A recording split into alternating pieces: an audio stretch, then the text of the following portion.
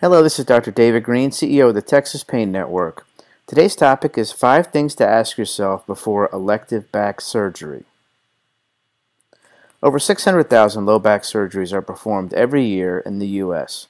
Unfortunately, half overall will not obtain the desired outcome, and 10% end up worse than before.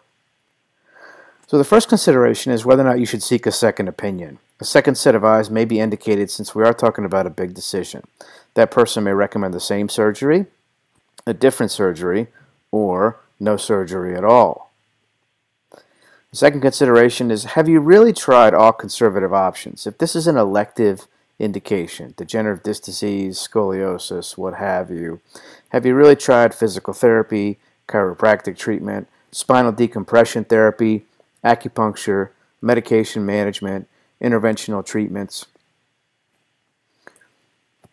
So going back to that for a second, interventional treatments can be exceptional. Here you see radiofrequency ablation.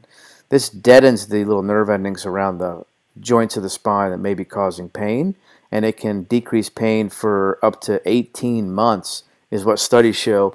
And then a repeat of the procedure can be just as effective. So if you're talking about a back surgery, say for degenerative disc disease that may have a roll of the dice outcome, then it may be prudent to look at some of these procedures, which may also include an intradiscal injection as well.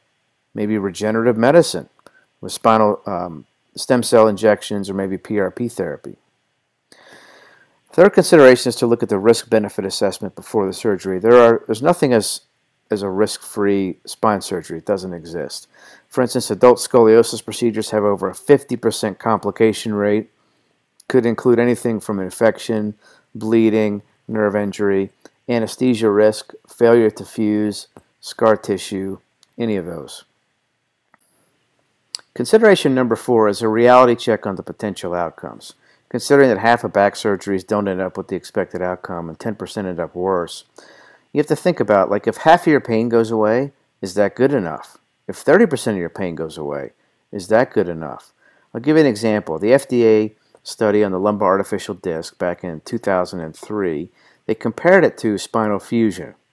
Now, all you have to do in an FDA study is show equivalency, but not superiority, okay, to get approval. So that's what they did, but what they found is that at the end of a year postoperatively, over half of the patients in both groups still needed narcotic medications, okay?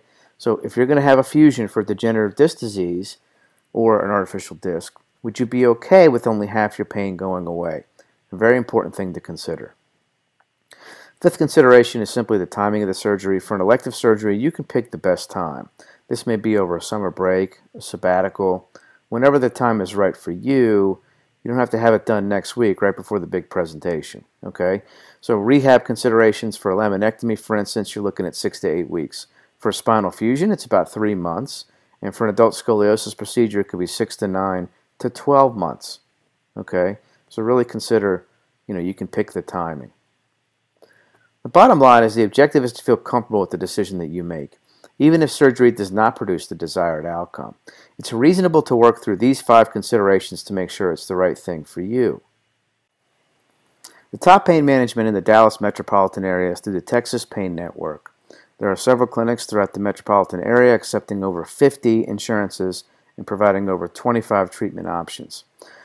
The number to call is 844-TEX-PAIN, and visit us online at painmanagementdallas.com. I'm Dr. David Greene with the Texas Pain Network. Your pain stops here.